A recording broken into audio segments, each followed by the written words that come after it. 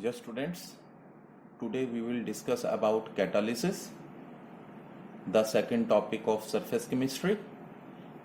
In this topic, we will discuss some term catalyst, who coined the term catalyst, and the catalysis phenomenon. तो let us discuss this term. देखिए, ये मैंने एक chemical reaction consider करी है जिसमें nitrogen का 1 मोल, हाइड्रोजन के 3 मोल कंबाइन करके 2 मोल अमोनिया बना रहे हैं और इसमें मैंने कुछ भी नहीं डाला। मींस ये एक अनकैटालाइज्ड रिएक्शन है और इसी के नीचे मैंने वही N2 और वही H2 के बीच में आयरन एज कैटालिस्ट डाल दिया है।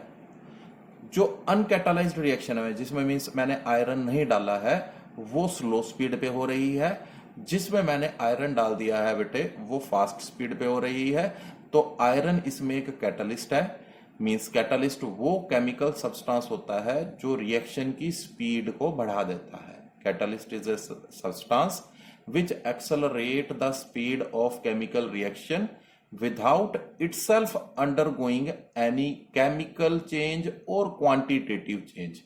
मतलब before and after the reaction catalyst chemically same रहता है और क्वांटिटी वाइज भी सेम रहता है। मतलब मान लो मैंने 1 ग्राम कैटलिस्ट डाला है बिफोर द रिएक्शन, तो रिएक्शन कंप्लीट होने के बाद भी वो 1 ग्राम ही रहेगा। मींस और उसकी केमिकल कंपोजिशन भी सेम रहेगी। Means chemically as well as quantitatively it will remain unchanged, it will not undergo any change। so इसीलिए मैं कैटलिस्ट टर्म को डिफाइन कैसे करूंगा? Substance which accelerate the speed of chemical reaction without itself undergoing any change. अब इसकी सबसे interesting बात यह है कि कैटलिस्ट का रिएक्शन से कोई रिलेशन नहीं होता। मींस अगर मेरे को नाइट्रोजन और हाइड्रोजन को रिएक्ट करवाना है तो आयरन का उसमें कोई रोल नहीं है, बट उन फॉरेन सब्सटेंसेस को हम कैटलिस्ट कहते हैं जिसका रिएक्शन में कोई रोल नहीं है। पर अगर मैं इन सब्सटेंसेस को रिएक्शन के अंदर डाल दूं तो उस रिएक्शन की स्पीड को ये एक्सेलरेट कर देते हैं, बढ़ा देते हैं।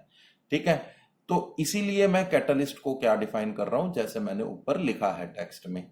अब मैं कुछ और टर्म्स डिफाइन करता हूं, जैसे मैं प्रमोटर और पॉइजन के बारे में बताता हूं। प्रमोटर और पॉइजन कैटलिस्ट की एक्टिविटी को कंट्रोल करते हैं फर्दर। प्रमोटर वो सब्सटेंस होता है which increases the activity of the catalyst. Means मैंने खाली आयरन डालूं तो रिएक्शन की स्पीड अनकैटालाइज्ड रिएक्शन से 100 गुना बढ़ जाती है। मोलिब्डेनियम को मैंने प्रमोटर लिखा हुआ है टेक्स्ट में।